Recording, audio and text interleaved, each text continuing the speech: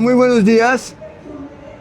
Estamos aquí en la COP30, en la sede, en el pabellón del Tratado de Cooperación Amazónica, que reúne los 8 países amazónicos. Y tengo el honor de estar aquí con el presidente de Colombia, un expresidente de Colombia, Juan Manuel Santos, Premio Nobel de la Paz, que realmente nos hace el honor de acompañarnos el día de hoy y contarnos un poquito sobre este mundo también indígena en el cual él está muy involucrado. Entonces quería comenzar por preguntarle, usted cuando asumió la presidencia, usted estuvo en la Sierra Nevada de Santa Marta hablando con los indígenas. Cuente un poquito cómo fue eso. Bueno, Martín, pues muy complacido de estar aquí, estar en la COP30, un momento crucial para el planeta, para el futuro de la humanidad. Cuando yo estuve de ministro de Defensa, me invitaron a hablar con las comunidades indígenas en la Sierra Nevada porque estaban sufriendo mucho la guerra. Y fui a hablar con ellos. Inclusive ayudé a que se reunieran por primera vez en 40 años que no se habían visto los gobernadores de las 4 comunidades de la Sierra Nevada. Ellos comenzaron a hablar conmigo, a explicarme su cultura, a explicarme su concepto de justicia, pero sobre todo su apego a la naturaleza. Me explicaron el significado de los sitios sagrados y a mí me impresionó muchísimo. Fui varias veces para continuar esa charla y cuando me posicioné como presidente, el día de la posesión, esa mañana, antes de ir al Congreso, volé a la Sierra Nevada a hacer un gesto con las comunidades indígenas, a pedirles permiso a los mamos para ir al Congreso a posesionarme como presidente, en calidad de nuestros hermanos mayores. Eso lo recibieron con enorme reconocimiento y satisfacción. Se reunieron y me dieron un bastón de mando y me dijeron: le damos nuestra bendición, le agradecemos este gesto que nadie lo había tenido y nuestro mandato, y para eso le damos el bastón de mando, es que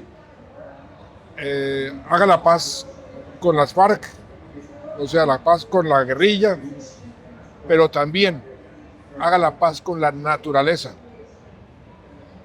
porque sin paz con la naturaleza, la paz entre seres humanos no va a tener futuro. Y me dijeron algo impresionante, me dijo: y a usted le va a tocar sufrir las consecuencias de que la madre tierra está herida por el maltrato que le hemos dado, y muy pronto usted va a ver esas consecuencias. Y a la semana comenzó el peor fenómeno de la niña que haya golpeado a Colombia en su historia. Y eso fue, yo duré un año administrando las inundaciones, pero comenzamos todo un proceso de hacer la paz con la naturaleza. Volvimos a crear el Ministerio del Medio Ambiente, comenzamos a expandir las áreas protegidas, tanto en tierra como en mar, y comenzamos a hacer también un proceso de empoderar a las comunidades indígenas para que se volvieran protectoras del medio ambiente, de los bosques, porque ellos son los que más conocen. Y hicimos una labor durante 8 años, porque yo fui reelegido en el año 2014, y al final fui a donde los vamos a devolverles el bastón, porque me han dicho: usted tiene que devolvernos el bastón cuando termine su mandato. Y fui con mucho orgullo, con 2 documentos. Uno, las 320 páginas del acuerdo de paz con las FARC. Y el otro documento que les llevé fue lo que se aprobó en Naciones Unidas en el año 2015 como los Objetivos de Desarrollo Sostenible, porque eso fue una iniciativa colombiana. Una iniciativa colombiana que se protocolizó aquí en Brasil, en la Cumbre de Río +20, en el 2012. Sí. Ahí comenzamos a negociar cuántos objetivos y cuáles. y en el 2015 se aprobó en Nueva York, en Naciones Unidas, por unanimidad. Entonces yo llevé eso con mucho orgullo y dije, aquí está el bastón. Y ellos me dijeron, presidente, muchas gracias, vuelva en una semana. Yo era todavía presidente. Y bueno, listo, mientras estudiamos y le damos nuestro concepto. Y yo volví a la semana.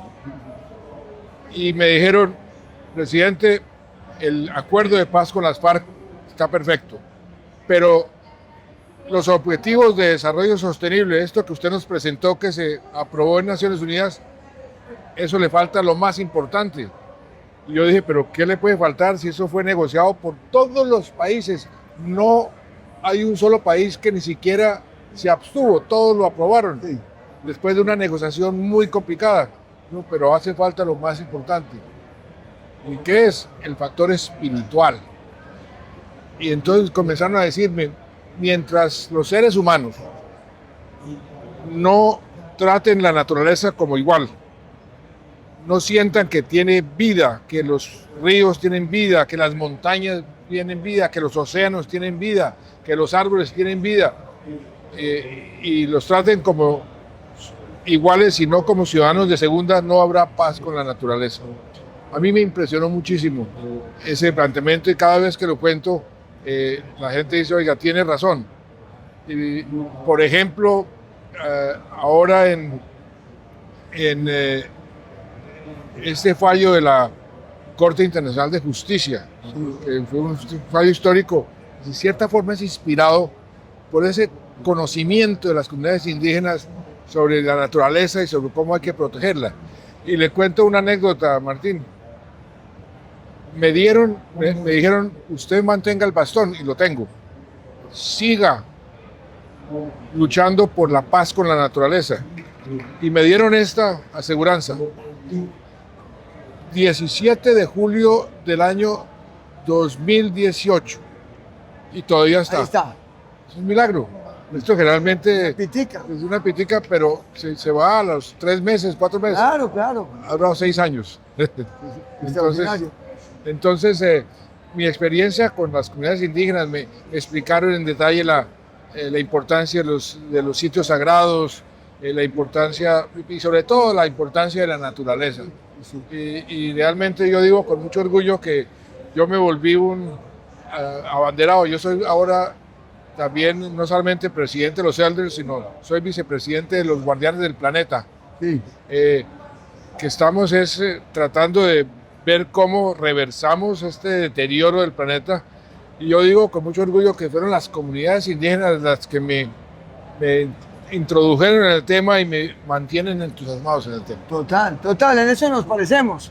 Porque yo también me formé, pues todo mi pensamiento y todo se formó con los pueblos indígenas de todos estos años que he vivido con ellos, ¿no?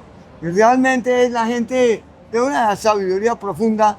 Y una cosa importante que tal vez no lo vemos nosotros es que hay diferentes formas de ser un ser humano.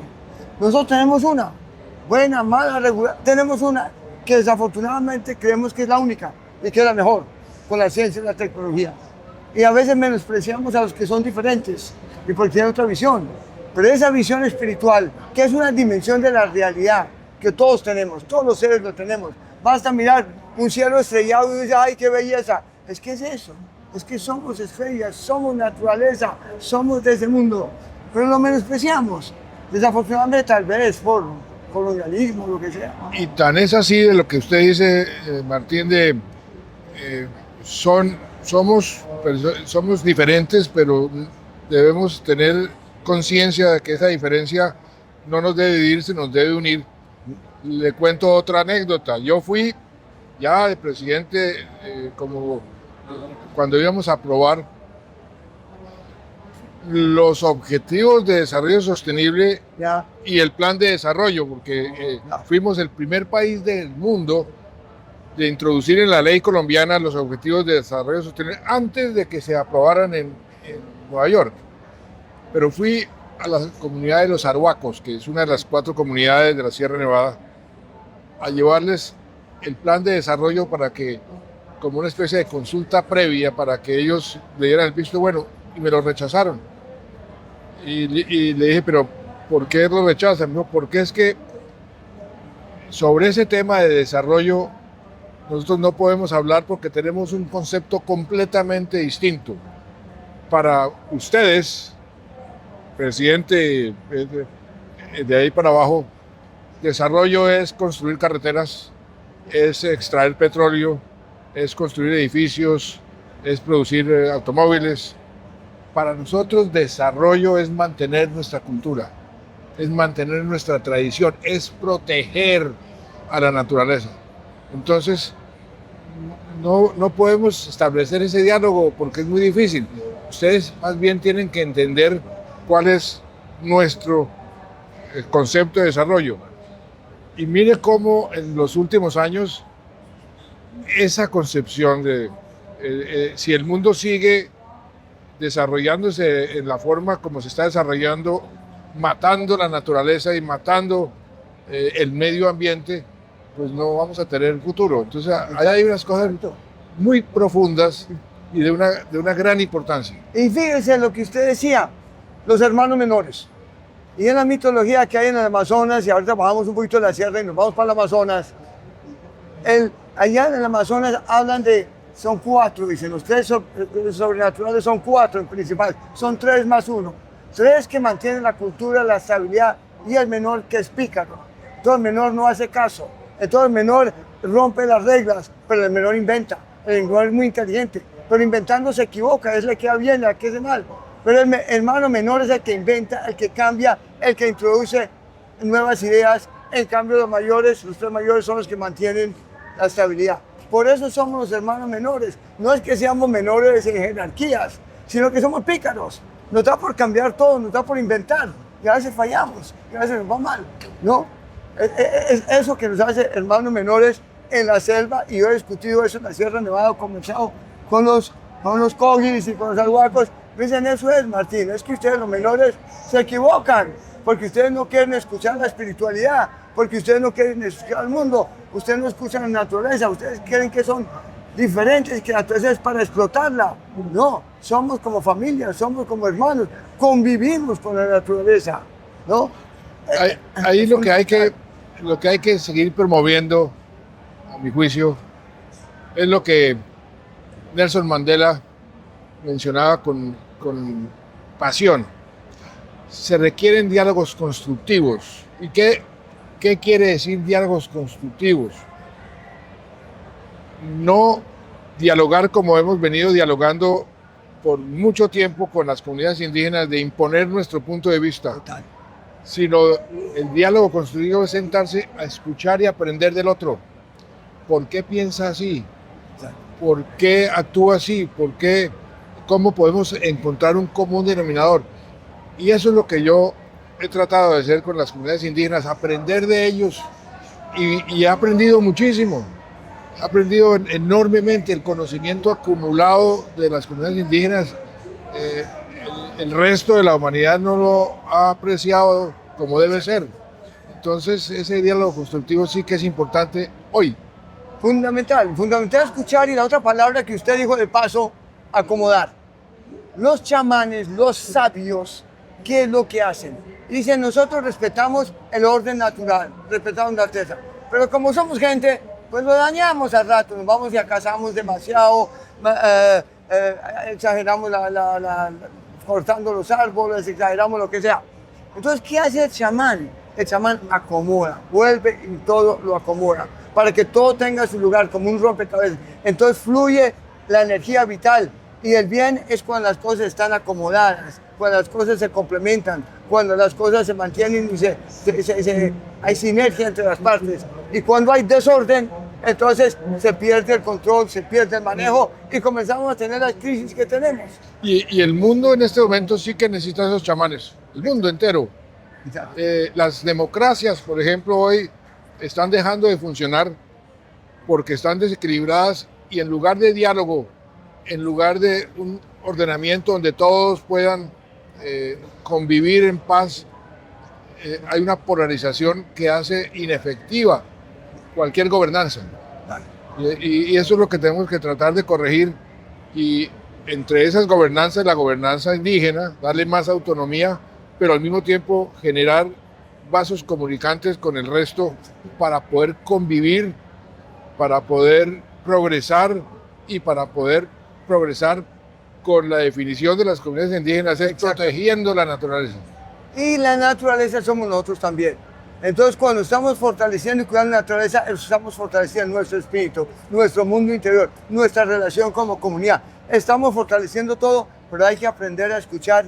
Y ellos tienen una frase muy bonita, que es, cuando estamos discutiendo y yo no estoy de acuerdo con usted, por ejemplo, así está bueno para usted, yo soy otro. Yo no voy a contradecirle, yo no lo voy a decir a usted, piense como yo, porque usted tiene su pensamiento, tiene su historia, tiene su razón de ser. Yo tengo la mía. Entonces yo le voy a contar la mía y usted me cuente la suya y ahí podemos ir aprendiendo. No es imponernos, como usted acaba de decir, no es imponer nuestra agenda, es acomodarnos los unos a los otros. Pues eso fue lo que hicimos en Colombia con las FARC para hacer la paz. Mire, entendemos las razones por las cuales ustedes se fueron a la guerra. Busquemos la forma donde ustedes puedan continuar defendiendo sus ideales, con los cuales yo puedo no estar de acuerdo, pero no con violencia. Esa es la esencia de cualquier diálogo constructivo y de cualquier proceso de paz. Exacto.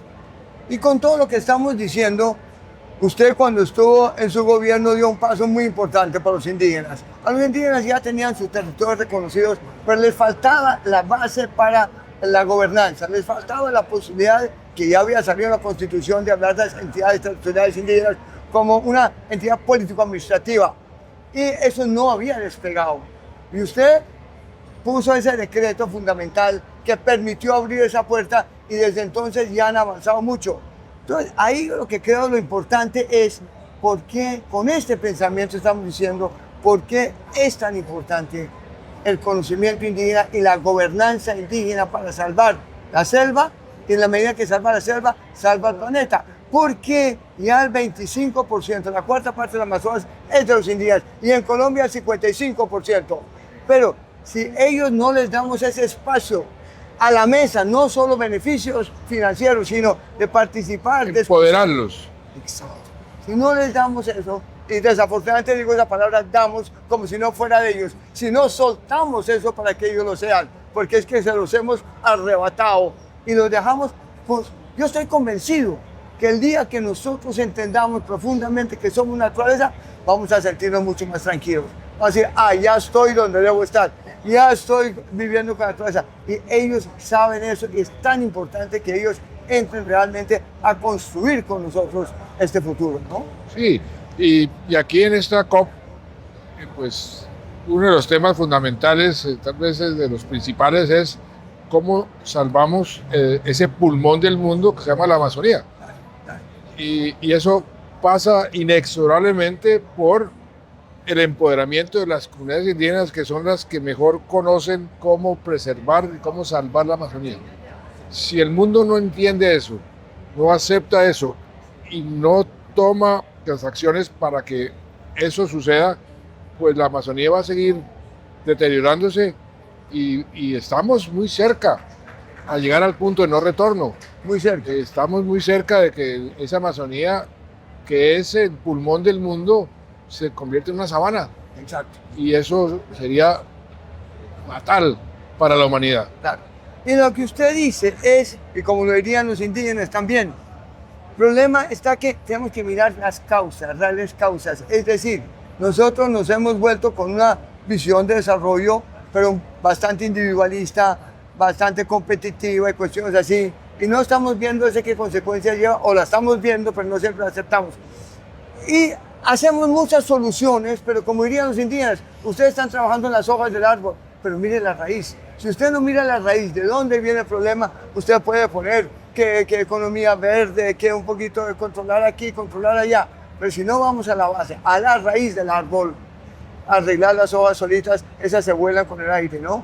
Entonces, realmente esta visión que ellos tienen, escuchándolas realmente como usted comenzó escuchando la Sierra Nevada y luego los indígenas, y cuando estuvimos juntos en Leticia, cuando usted reconoció pues firmó este decreto que les permitía a ellos volver a gobernar como les corresponde, es tan importante escuchar a esta gente porque nos damos cuenta que en el fondo coincide con lo que uno piensa, coincide con el espíritu de uno, coincide con la espiritualidad, ¿no? Sí. Y también hay que hacer un esfuerzo para que las comunidades indígenas también entiendan muchas veces las posiciones del resto. Porque a veces, ¿qué sucede? Que se toman posiciones que son demasiado antagónicas. Correcto. Y el diálogo se vuelve difícil. Ahí hay que hacer un esfuerzo de todas partes. Creo que el mayor esfuerzo es de parte nuestra hacia las comunidades y no viceversa, pero hay que hacerlo de los dos lados y hay que hacerlo con urgencia, porque si no actuamos con mayor eficacia en este momento para proteger, por ejemplo, la Amazonía, como acabamos de mencionar, vamos a llegar a un punto de no retorno. Por eso es tan importante ese diálogo. ¿Cómo cree usted, Martín, que podemos promover más ese diálogo constructivo en estos momentos? ¿Qué hace falta o qué podría el mundo hacer o qué podría salir, por ejemplo, usted que está en el corazón de la solución? Porque es que si solucionamos el problema de la Amazonía, eso tiene unas repercusiones. ¿A usted qué le hace falta? ¿Qué le recomendaría a esta COP, al mundo, para que actuáramos con más eficacia? Yo creo que en esta conversa, y usted lo ha mencionado varias veces, tal vez lo más básico es escuchar y respetar. Escuchar al otro y respetar al otro. Y fue todo el proceso de paz que usted lideró. Hay que escuchar, no que sí que tengo que estar de acuerdo. Al contrario, la unión a partir de la diversidad da fuerza, ¿no? Y la cooperación da esperanza. Y trabajemos juntos y construyamos juntos. Pero hay que escuchar, y yo creo que sí, evidentemente, cuando uno escucha con los tradicionales propios, como la Sierra Nevada y también el Amazonas, siempre son calmados, siempre son pausados, siempre son respetuosos. Pero también hay otros jóvenes y no jóvenes que les ha tocado la lucha política y donde han visto que si no se ponen bravos o si no hacen fuerza, no les escuchan. Entonces, Colombia es un país privilegiado. Indiscutiblemente hemos tenido gobiernos, hemos tenido unos avances en la legislación muy importantes y realmente tenemos unas normas para los indígenas que el indígena muchas veces no tiene que ser agresivo porque lo escuchan, porque la consulta previa, por eso, ¿no? Pero a otros países no lo están escuchando. Entonces se vuelven agresivos para que los escuchan. Y desafortunadamente, cuando se vuelven agresivos, los escuchan. Entonces dicen, pues esa es la forma de hacerlo, ¿no? Y yo sí creo que hay varias cosas, tenemos que escuchar. Pero también yo creo que tenemos que comenzar, yo sé que no tenemos tiempo, pero tenemos que comenzar con la educación, con las comunicaciones, con todo, a convencer a la gente que somos naturaleza, que somos parte de la naturaleza, que es un producto de la historia del universo, que tenemos que cuidar todo esto y volverse consciente de esto, porque todavía creemos que nosotros somos los reyes y el dueño del mundo y lo podemos seguir explotando. Yo sé que una cosa es que tome tiempo, pero lo importante es que haya conciencia. Cada país tiene su ritmo, cada país tiene sus dificultades, no todos vamos a avanzar igual de rápido, pero por lo menos si comenzamos a entender y podemos discutir eso de una forma que entendemos y nos comprometemos, por ejemplo, que el Amazonas es un bioma, no ver solo como el patio de atrás de 8 países, sino que es un bioma que está interrelacionado, que entre todos tenemos que proteger y trabajar para su funcionamiento. Si ya funciona, tenemos el 47% como área protegida de territorios indígenas. Si conectamos eso, tenemos el flujo, tenemos esa conectividad, ese flujo genético. Ya con eso estamos protegiendo los famosos ríos voladores, estamos protegiendo servicios ambientales y estamos evitando el colapso. Es el punto de no retorno. Tenemos en las manos, es cuestión, no sé si es de voluntad, de política o de comprensión o un poco de todo, pero sí tenemos que ver cómo nos sentamos y yo creo por eso los guardianes del Amazonas son fundamentales, porque llevan este mensaje, ¿no? Y le confieso, Martín, que mis grandes frustraciones, porque uno tiene satisfacciones y frustraciones, fue el no haber podido protocolizar, consolidar una iniciativa suya que usted me planteó a mí de la AAA, Sí, sí. el corredor de Andes, Amazonía y Atlántico. Y ese corredor para que protegiéramos todas las comunidades indígenas, el medio ambiente, eso a mí me pareció una idea tan maravillosa y comenzamos a hacerlo y por razones políticas Se bloqueó. eso se quedó ahí, que es que Pero está funcionando. sí, Lo hemos reactivado. eso es muy importante, Sí, sí. que esos países, porque es que cuando uno ve ese corredor, la riqueza en todo sentido, pues eso es el tesoro más grande que tiene la humanidad. Entonces, cuando al final del gobierno eso se frustró porque Ecuador, no sé qué cosas. Malentendidos, no fue más. Y no anunciamos, tal vez tuvimos un error. Vimos la belleza y nos faltó decir una palabra, respetando la soberanía de cada país.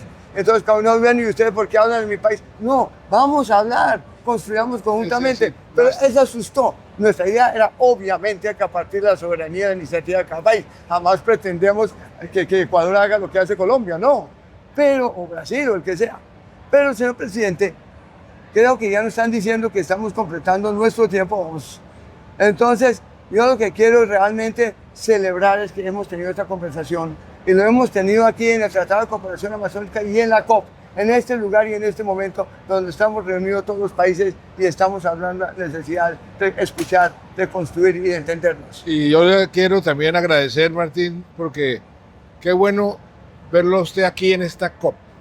Después de, nosotros nos conocimos hace muchos años, sé todo lo que usted ha luchado por toda esta Amazonía, por las comunidades indígenas, y que usted esté ahora dirigiendo el Tratado de Cooperación Amazónica en la COP30, donde la Amazonía es lo más importante. Eso me produce inmensa satisfacción, lo felicito y le agradezco mucho ese trabajo tan maravilloso que usted está haciendo. No, yo le agradezco a usted porque es nuestro padrino, realmente. Muchas gracias, señor presidente. Gracias por este espacio.